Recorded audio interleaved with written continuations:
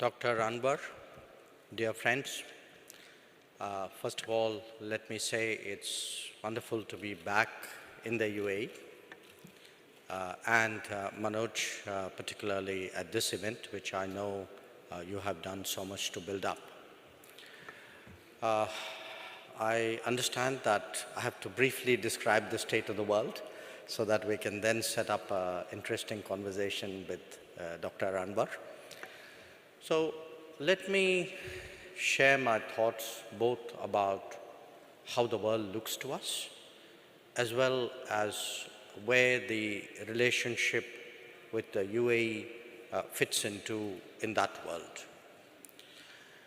If I were to pick the key concepts which define the world today, probably I'll settle for about 3 or 4. Obviously, the first would be globalization, the impact of globalization on the world. 2, I would speak about rebalancing. Rebalancing meaning that the weight of different nations and different regions in the world have changed in the last many decades. And a lot of that derives from globalization. Some of it is autonomous of globalization. And so when you think today of which are the crucial regions, which are the important countries, rebalancing tells you that they're not the same or not the same to the same extent as before. As rebalancing advances, I would pick a third concept, multipolarity, which is that some nations and maybe some groupings have acquired that much importance and influence that they're regarded in the international system as one of the poles. And the number of poles from an era 75 years ago where we thought in binary terms of the US and the USSR or the West and the East, today you actually have more independent or autonomous centers of decision making. So the more rebalancing carries on, the more we are going to see the emergence of multipolarity. So the flow in that sense would be the deeper that globalization gets, the more you're going to see rebalancing. The more rebalancing you get, the more you're going to see the emergence of multipolarity. But having said all this, it's also true that there are the constant practices and traditions of international relations that remain at work. International relations are still primarily defined by the nation state, by competition and collaboration among nation states, by convergences among them. So while we often tend to talk about the changes, and rightly tend to talk about the changes in the world, I think it's important, particularly for practitioners of not just diplomacy, of anybody who has anything to do in the world, to remind themselves that while the world changes, there are constant factors at work. There are sometimes historical factors at work. So my description today for the state of the world, for all the advancements of economy, of technology, the progress we see even of connectivity, that about 3 decades ago, the world was described, not literally, as a time of the end of history. I think today we are seeing a time of the return of history. Return of history in the sense of countries and regions which were relatively more dormant or less able, less capable, now actually seeking out more space, offering more capabilities, exercising more influence, taking on more responsibilities. So it is definitely a very different world. It's also different because both the past and the future is equally embedded in the present. Now, if we were to speak about the return of history in this part of the world, I think a very natural example of that is India-UAE relationship.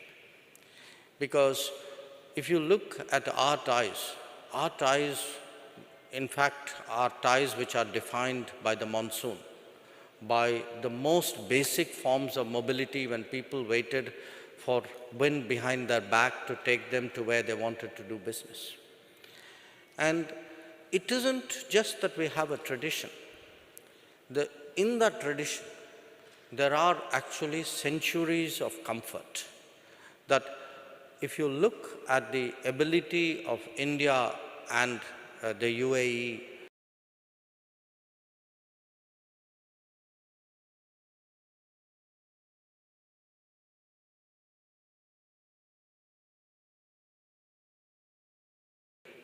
there is not just intrinsic, it's often intuitive. There are a lot of things we don't need to say. There are times when we may occasionally have a different perspective. Even that is often expressed quite subtly between us. So when I look at the return of history and the relationships which will go forward in the coming days, I certainly would rank the India-UAE relationship very high in that. And there are many reasons. I think the two very obvious ones are one, of course, the UAE is today India's third largest trade partner. It is our second largest export market. And the second, that more Indian citizens live in UAE than in any other country abroad. So whether we are talking people or whether we are talking business, this country has a particular salience in our perspectives. Now, what has been the change in this relationship? I think we have seen on the bilateral side, actually, especially after Prime Minister Modi's visit in 2015, a visit which took place after more than 4 decades at that level, we've actually seen a veritable transformation in our ties. As I pointed out, certainly our trade and investment has gone up. But if I were again to pick a defining moment or a defining decision of that change, it would be the SICA. The fact that we were able to conclude a comprehensive economic cooperation agreement so quickly and has led to such effective results thereafter, I think speaks really volumes for the relationship. And we are now moving into new areas. Today, our discussions are about space, it's about education, it's about artificial intelligence, it's about health, it's about startups. So again, the traditional energy, trade, investments, those continue. But a new agenda is also coming into being, and to my mind, that is something that would really redefine this relationship and help it go to a higher orbit. The second aspect of this relationship today is our ability and our effort at actually expanding it to other partners with whom we have mutual comfort. Right now, to me, the obvious example of that is France. We have just this year taken our trilateral with France to a ministerial level. We certainly want to expand that. But we're also, India and UAE, doing more things together in other geographies. Africa is an example. We together have are exploring the possibility of health cooperation in Africa.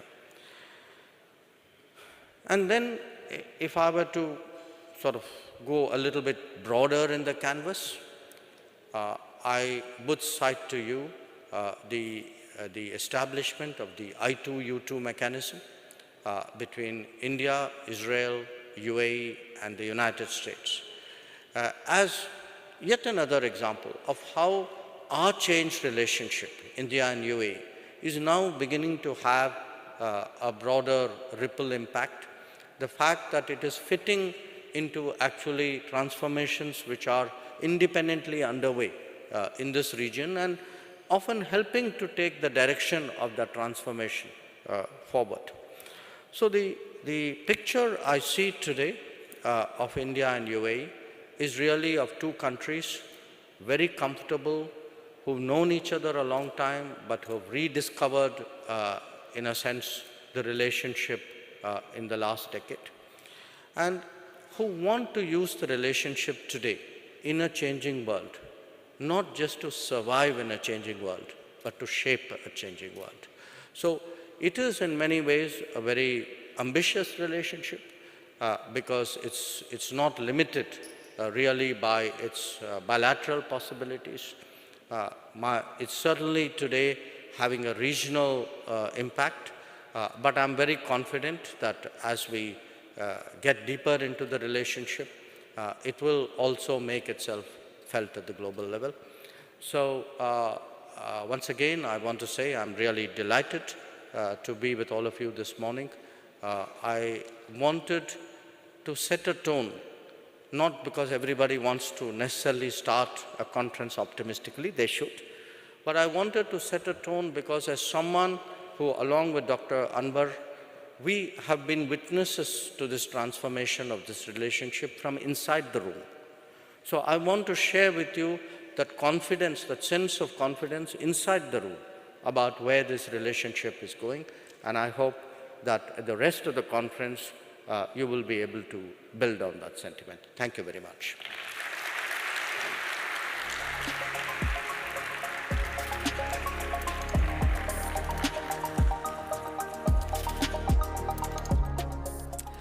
Thank you so much, Dr. Jaishankar. Don't go too far away. I'll have you back up on the stage in just a moment. You spoke there about the partnership and the many different connections between India and the UAE, including the comprehensive economic partnership that covers everything from bilateral business opportunities to how the two nations can partner for global impact on critical regional and global challenges. So I'd like to invite you back to the stage, as well as joining us with an important voice from the UAE. Please welcome back Dr. Jaishankar, as well as the diplomatic advisor to the President of the UAE, His Excellency Dr. Anwar Mohammed Gargash.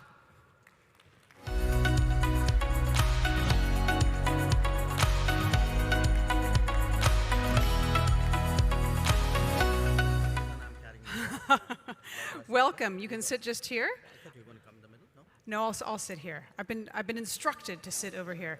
Thank you so much for joining us. Welcome, Excellencies. Welcome, Dr. Gargash. Honored to have you with us here today.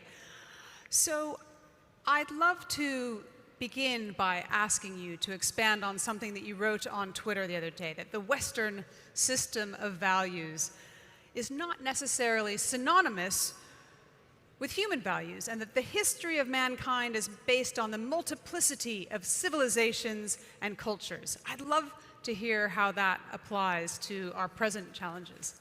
Well, I think Dr. Jaishankar mentioned that, but more from a political context. I think that it is extremely important that we value political diversity, we value cultural diversity, and I think only through this sort of process are we able to continue the communication that's important in between countries. I think we do share a lot of values as as human beings living in this globe, but at the same time we also have various also cultural traits and cultural diversity that makes this world such an interesting place. So I think it is extremely important as we move forward not to superimpose values that are perhaps suitable for certain societies, and we're all fine with that. Give me an example about what you mean. I think in various things. I think a lot of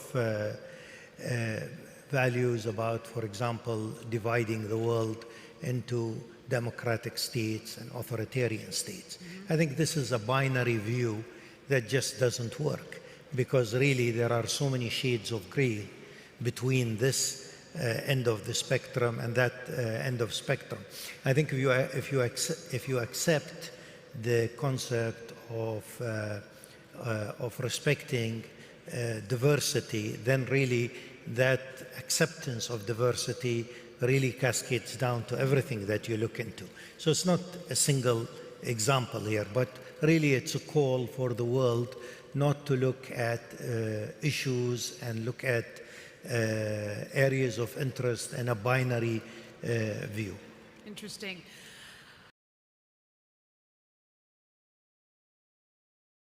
We seem to be entering this new era of globalization, where at the moment it feels like bilateral relations are taking precedence over potential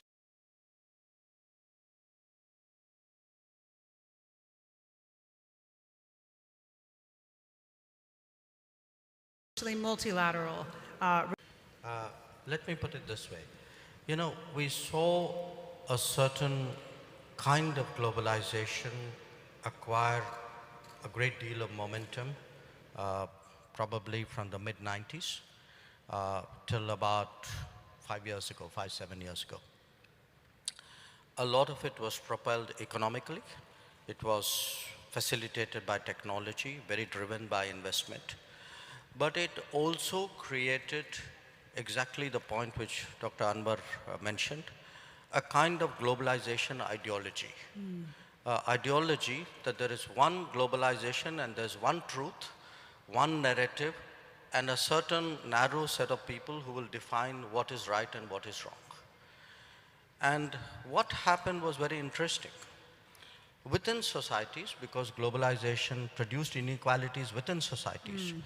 For example, you saw even in the United States, there was a hollowing out of the industrial economy. It created a backlash. It also created problems between societies. So you've had actually a very interesting phenomena, I would say, certainly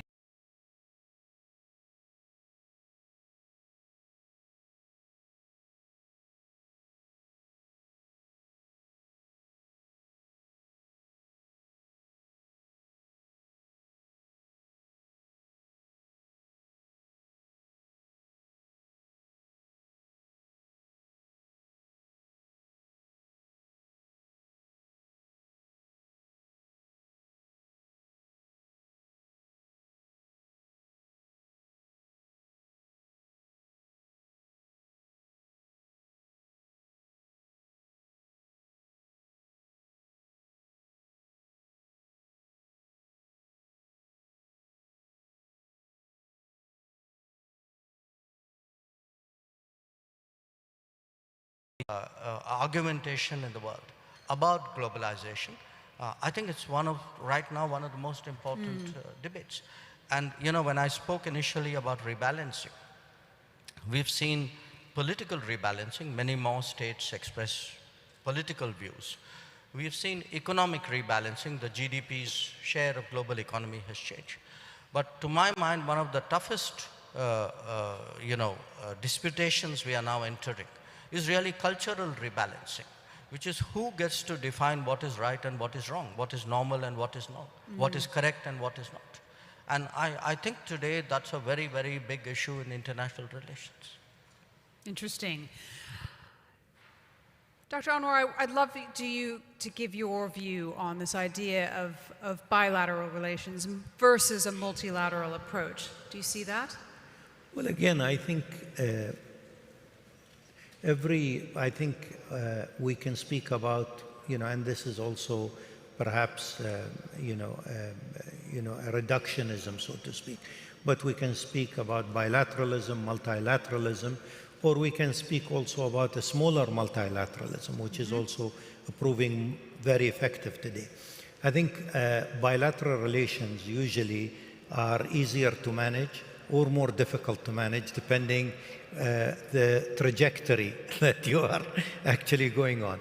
But I think they are usually much more effective, of course.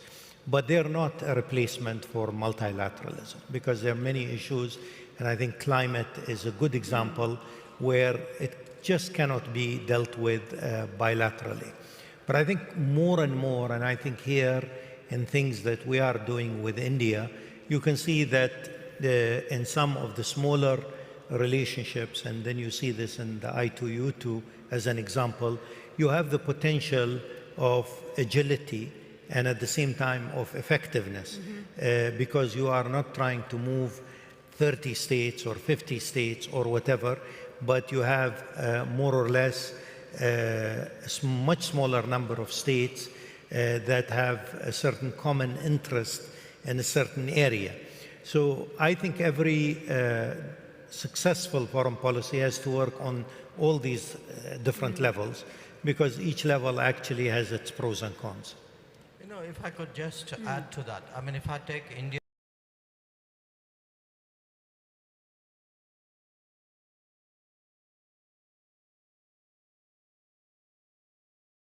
and UAE, I mean, we have to do our CPAC. So it's a kind of today, you know, there's so many issues and so many variables and so many platforms. The truthful answer to your question is kind of all of the above. You've got to work every opportunity and every platform to get the best results. Well, let's take one of these examples and let's look in particular at COP27, finished recently. I'd love to hear directly what went right and what could have gone better. We are looking at each other. I will yield to my host as a matter of courtesy. Okay. As the host of the next COP. I think, you know, again, I look at it not as an expert in climate change. I look at it more from a political, let's say, perspective. So I think COP, I think the main thing was really the framework of addressing concerns of developing nations. Of course, we still have to put all the details and the working mechanism in place. I would say that this is the big breakthrough there. But on the other hand, of course, we know that we are slipping on commitments that were made in Paris. And I think this is something that we do really need to work diligently together in order to address that. So I wouldn't say that something went wrong, but I think that the international system is not as effective and as quick as it should be in addressing what we are really seeing, the effects and the ravages of climate as we move forward. But definitely, I think also what is extremely important, and especially from the perspective of a country like the UAE, which is quite bullish and working very hard on sustainable energy, but is at the same time a hydrocarbon economy, this realization that the transition is not going to happen overnight and will also need for everybody to understand that it will need a parallel hydrocarbon support for countries like India and like us and other countries that still need to develop their economies, address societal requirements in education and in housing and in infrastructure, etc. So I think the big takeaway has definitely been addressing the concern of support for developing economies, but we do need to move much faster. If, you know, I could add to it, and it's not COP27. I think whatever challenges precede COP27, they will carry on beyond COP27. There are two parts to it, really. One is the climate action part, which is, do you have the capabilities and the deployabilities and the efficiencies and the economies really to put in place a set of, you can say, options out there or practices out there so that our growth is greener. You know, my sense is that's much more about global business, about public policy, about sharing, etc. There's the other part, which is the tougher part, which is climate justice.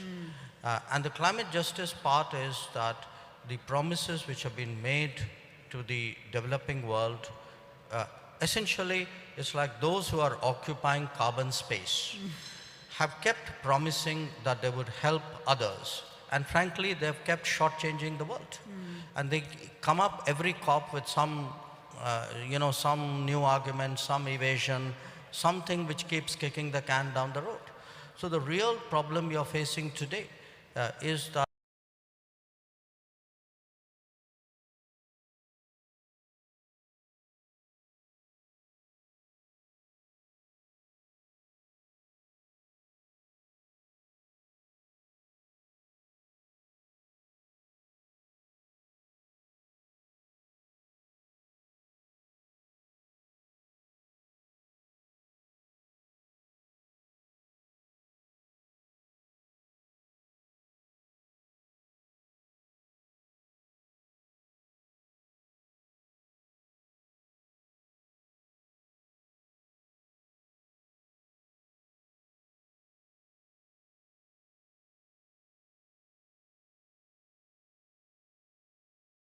of the rest of the world. But yet you'll say, well, they're a big emitter, so maybe they should step forward. Hello, this was not the country which occupied the carbon space. So somewhere people need to, be truthful about it and say, who's really responsible for the global warming? And the countries which are need to step up. I can hear an element of frustration in your voice as you speak. I thought it was an element of truth, but I'm prepared to settle for your word.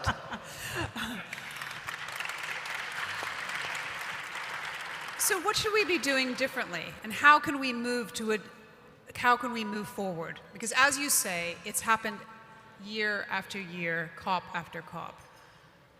Well, look, the fact is, if on the one hand, we truly believe this is existential. How can you say it is existential and I don't have the money to deal with it? Either it's existential and you put everything you have, or it's not. And you're actually as I say, you're not really willing to walk the talk. Now, the fact is, there have been other situations where countries have been willing to put up money. So it's not like there isn't the resources. And again, this idea that, well, private financing, that's one of the narratives which emerged a little bit later when people really didn't want to pay up. Private financing will take care of it. Private financing will follow. Private financing cannot lead. Governments have to lead. Multilateral development banks need to lead. And this is one of the big issues, I think, which a large part of the world is grappling with. Unfortunately, much of that world is not heard today because the global conversations are very one-sided.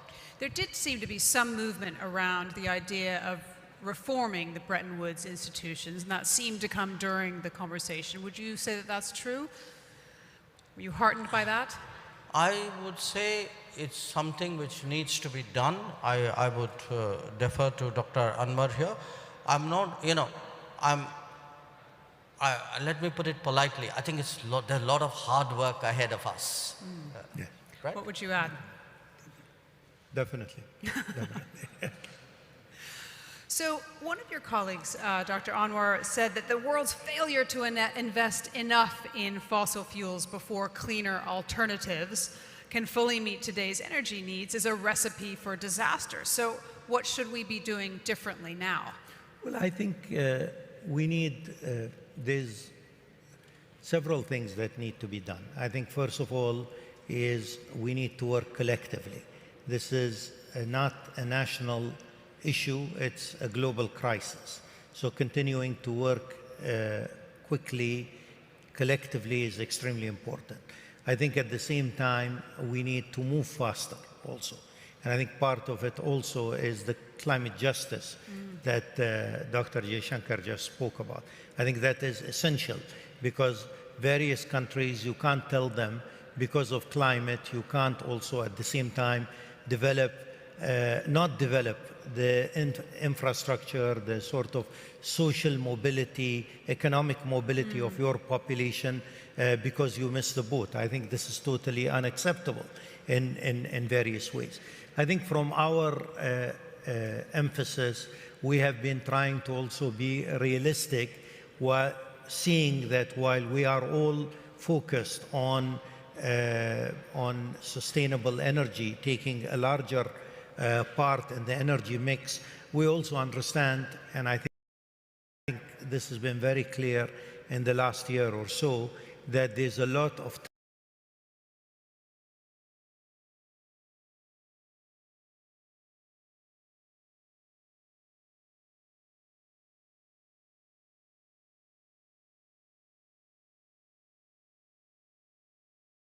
Middle East region have a very solid, almost 15 years or more, of believing in sustainable energy and the necessity of addressing climate. We've been the first country to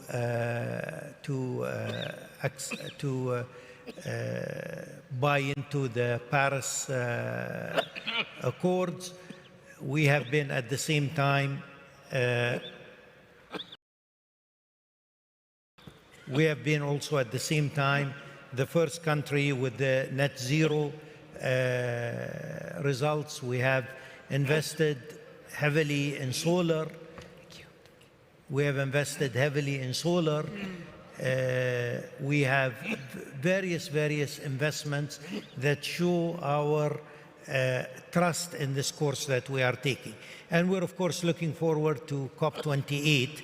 And what we want to do in COP28 is to try and get out with a lot of actionable results in that perspective. Interesting. I'll let you recover from your cough. You all right? Okay. You said, I would love to hear a little bit more, Dr. Jaishankar, because we saw COP27, one of those places where India yet again is emerging as a pivotal country between the East and the West, the North and the South. And we've also seen that in the G20 as well. And there's been praise for the Indian delegation of the G20 working really hard to seek consensus between Moscow and the Western camp. And you've said yourself that the war in Ukraine is actually sucking up oxygen in Europe. I'd love you to tell us a little bit more about that. Thank you. That one. Sorry about the cough.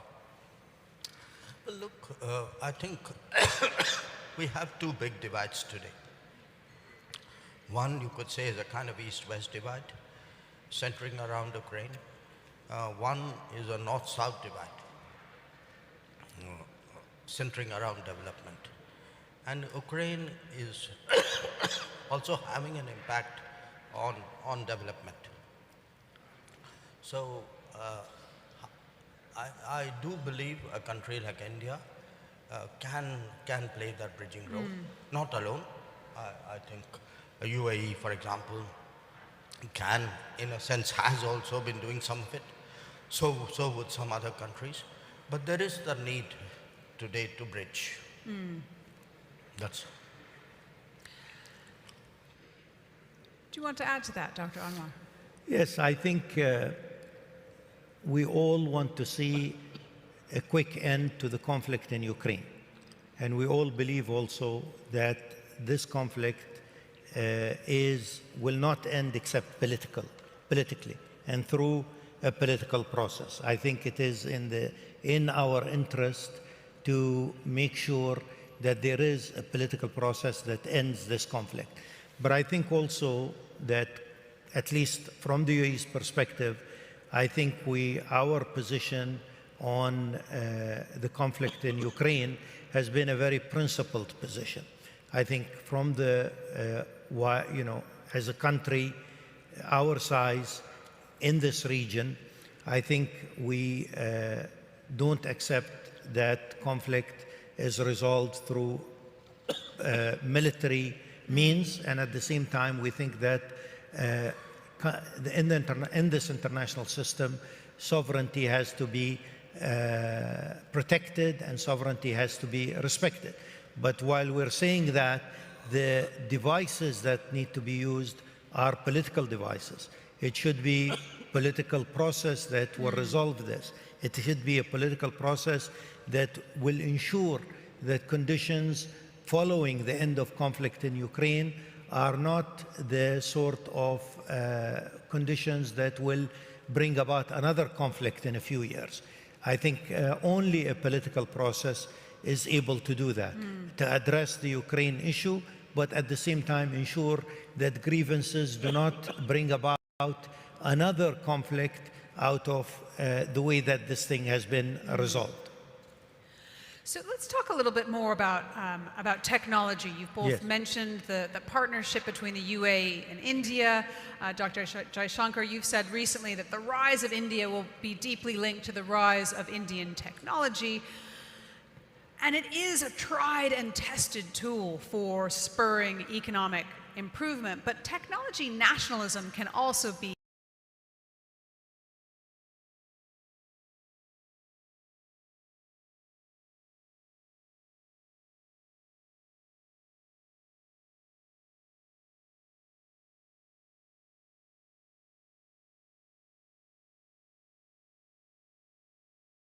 vaccines. So I wonder how you avoid technology nationalism while encouraging technology growth.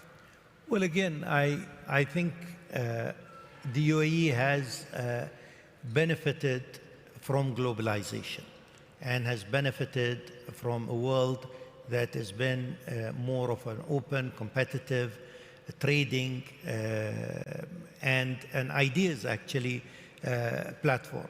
So really we do look with concern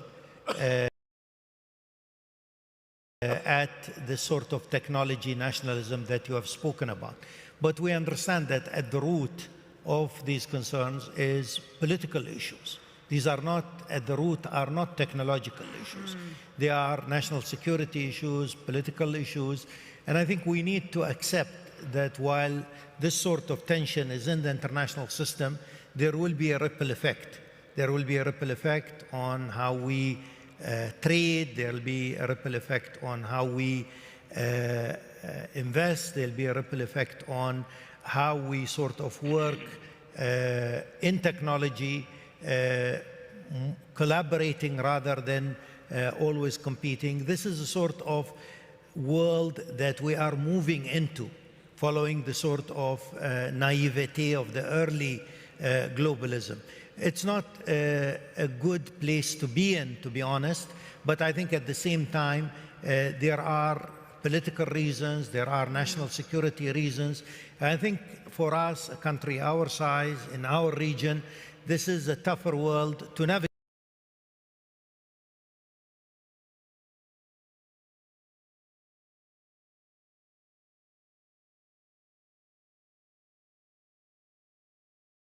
But that's the way it is, and we have to navigate it.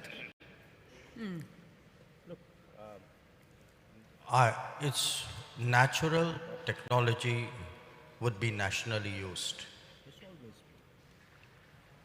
So we shouldn't pretend that something has fundamentally changed.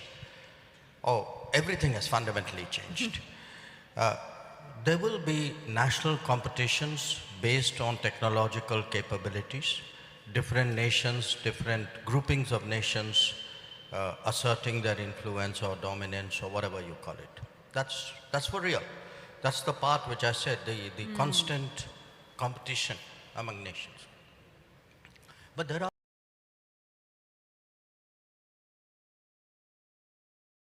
are some real issues out there. Globalization is going to make us work collaboratively because it's in our mutual interest. But if you come, say, to some parts, let's say digital technology, there's a real debate going on today about trust and transparency, about, are all countries, all companies, all providers the same? Does it matter to you under which law, regulation, ethos your data is residing? I think we can't run away from those issues. So if you ask me, will we see, in a sense, disputation, argumentation, maybe stronger in the technology world? Absolutely. I don't think it's a matter of prediction. I think it's already there. So be need to start taking positions. And it's not just nation states that have a stake in this game either. It's companies as well, right? So let's talk for a moment about the technological hegemony of some of the big Western companies at the moment. Vaccines or tweets, a lot of the intellectual capital for technology innovation is controlled by some of these larger Western companies. And in fact, Dr. Jaishankar, I think you have over 2 million followers on Twitter. I wonder, in your world, in your better world, actually, what do global technology platforms look like? Yeah, look, again, you know, today you have tech companies. If you took their market cap and sort of put it up against the national economies of countries, I suspect some of them may qualify for a G20. You know, some of them Would you welcome them? Some of them are that big. It's again, these are new issues that are emerging. And in the name of, as I said, narrative setting, political correctness, we can't keep ducking these issues. It does matter. For example, I'm giving you now an Indian perspective.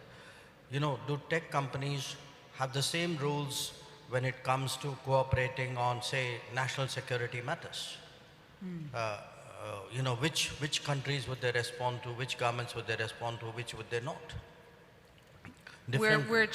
Which countries should they respond to? Certainly countries like India. So I don't know who else.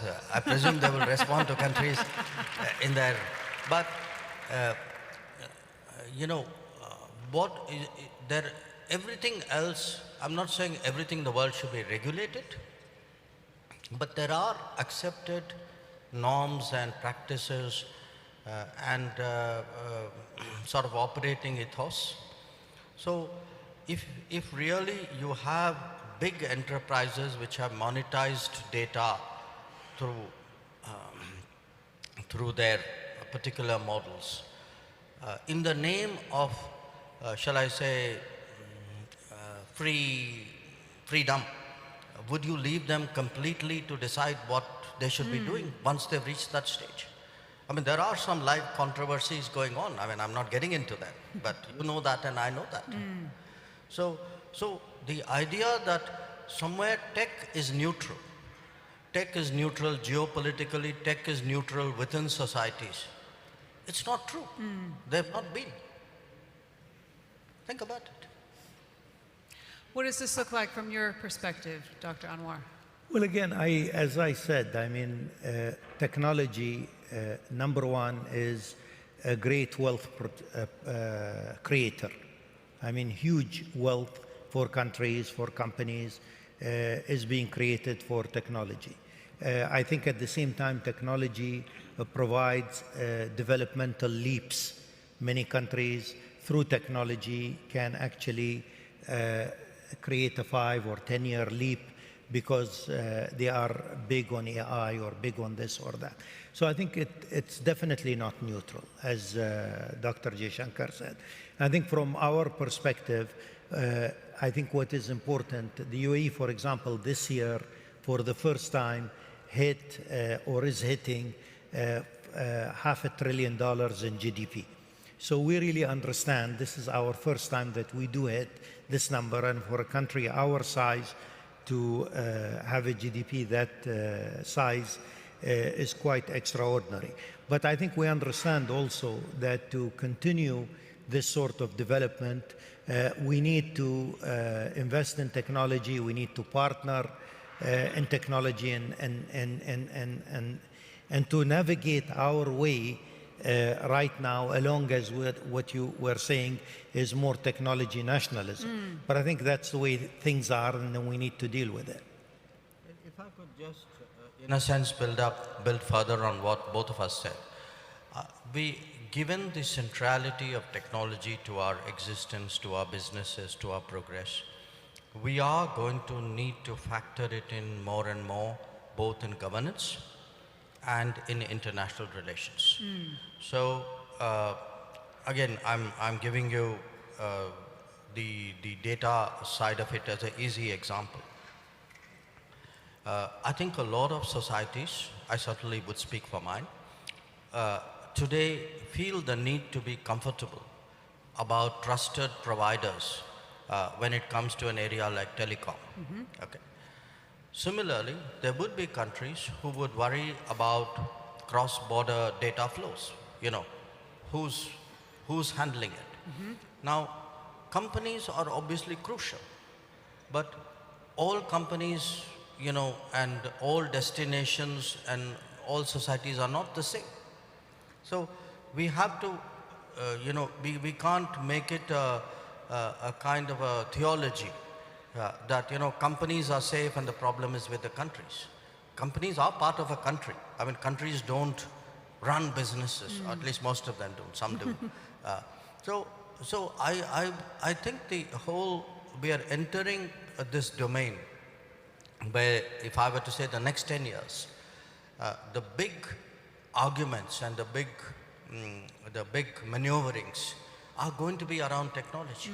It's going to be around data, it's going to be around chips, it's going to be around AI, it's going to be around space. I could give you more examples. So that's interesting, because you mentioned in your opening remarks the cooperation between the UAE and India around some of these emerging, these other areas like space, like AI. Tell me a little bit about how that partnership, you think, will help you individually as well as create this new kind of globalization. Well, again, I would like to echo Dr. Jaishankar's enthusiasm really about the bilateral relationship. I think this gives me an opportunity to come and sort of reflect on what has been really a wonderful, wonderful trajectory of the bilateral relationship since 2015. What we have achieved in 7 years has been remarkable. And I think, you know, Dr. Jaishankar did not perhaps mention this, but I think leadership, really Prime Minister Modi's leadership and Sheikh Mohammed bin Zayed's leadership in this has been a major catalyst here. I just thought everybody knew that. Okay. But, you know, I mean, to start with, a historical relationship. And this is a relationship where we've always had the private sector ahead of the curve of government. I think right now, the government is giving the private sector a run in leading this relationship. And I think what has happened is incredible. I mean, since 2015, the milestones are just too many to sort of catalog, and they are all over. So what was really a good relationship, an excellent relationship, has become a strategic and fit for the future relationship, if I can describe it in that way. I mean, if you really think about it, SEPA, I was speaking to the Indian ambassador, Sanjay Sudhir, only last week, and he was telling me, we don't really have the official figures yet, but we are seeing about a 30% increase in trade following the signing of SEPA in February. And our target really is to reach trading levels of $100 billion with India. These are with India, $100 billion. This year. Yeah, $100 billion with India. So really, where can we get all that extra sort of, you know, sort of revenue streams, so to speak, in the relationship? I think technology is one of the major things. I mean, we're doing things in space, we are doing things in oil, we are doing things in food security, you name it. It's really across the board. The UAE today, I think, is the 10th FDI player in India today, and I think this is quite significant. But I think the real added advantage is what we do on technology. If we are able to harness technology, make sure that we can work together in various areas of technology within our bilateral and, as I said, you know, multilateral, smaller multilateral forums, I think you will see that the remarkable achievements of the past 7 years will really pale in front of what we are really seeing in a truly, truly promising relationship. Interesting. We've run out of time. If One final yes, thought from you. I give you two final thoughts. One, in this period when our relationship has been very strong, we've also discovered, for example, during COVID, how firmly we stood by each other, in terms of handling community. We kept our food supplies flowing, the cooperation we had on vaccines. So, in a world where we are going to get more disruptions due to conflict or COVID or climate or whatever, the reliability today of relationship between India and UAE, I think, sets it apart. That's my first point. The second point is, the UAE is following its transformational path. A lot of us here are familiar with it. India is doing its own. Now, it so happens that the two paths have the ability to support each other. And Can I just mention an anecdote, if you allow me? Again, during COVID, early COVID time, Dr. Jaishankar called our foreign minister, and he was responsible for the distribution of vaccines. And he called and said, I'm looking and seeing that you have requested 200,000 vaccines from India. Are you sure this is all you want? We can give you 2 million if you want. And I think this sort of, this touches you, because really I think what has really happened to this relationship is this reservoir of trust. I think the trust that underpins any relationship really makes you do wonderful things, and I think this is what we have been doing. Thank you. That seems an appropriate moment to end this panel, or should we say press pause, because I can see that the collaboration will continue. We're going to break in a moment, but